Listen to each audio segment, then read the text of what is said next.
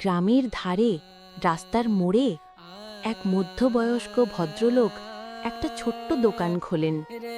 দোকানটা বেশ ভালোই চলছিল, তাতে সে খুব খুশি ছিল।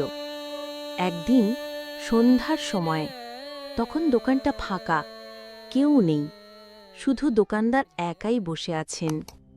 মেঘলা আকাশ। ঠিক সেই সময় যমরাজ হাজির। এই যে দোকানদার, চলো, তোমার সময় শেষ। তার মানে আপনি বলতে চাইছেন যে আমার আয়ু শেষ? হ্যাঁ, তোমার আয়ু শেষ। তোমাকে এই পৃথিবীর মায়া ত্যাগ করে চলে যেতে হবে উপরে।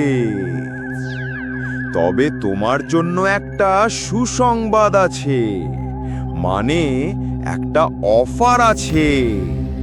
আর সেই অফারটা হলো, তুমি তোমার ইচ্ছে মতো যেখানে খুশি থাকতে পারো।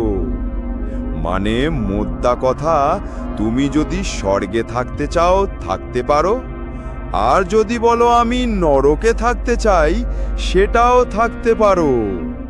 এরপর তোমার ইচ্ছে। অফারটা খুবই ভালো, কিন্তু যমরাজ, আমি দোকানটা নতুন করেছি, এখন বেশ ভালোই বিক্রি টিক্রি হয়। আমি এই দোকানটাকে খুব ভালোবেসে ফেলেছি, তাই এই দোকান ছেড়ে আমি থাকতে পারবো না। যমরাজ মহাশয়, আপনি এক কাজ করেন, আমাকে স্বর্গ ও নরকের মাঝে একটা জায়গা করে দিন। এই এই, তুমি তো দেখছি খুব বোকা মানুষ মশাই। অন্য কেউ হলে স্বর্গটাই বেছে নিত, আর তুমি তো দেখছি আজব মানুষ, স্বর্গ আর নরকের মাঝের জায়গা চাইছো।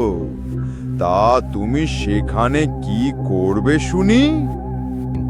আমি স্বর্গ ও নরকের মাঝে একটা দোকান করব, তাহলে স্বর্গের খদ্দেরও পাবো আর নরকের খদ্দেরও পাবো, আর আমার দোকানে অনেক বেশি বেশি বিক্রি হবে। তুমি তো খুব মজার মানুষ মশাই। চলো চলো, তাড়াতাড়ি চলো, তোমার জন্য আবার জায়গার ব্যবস্থা করতে হবে।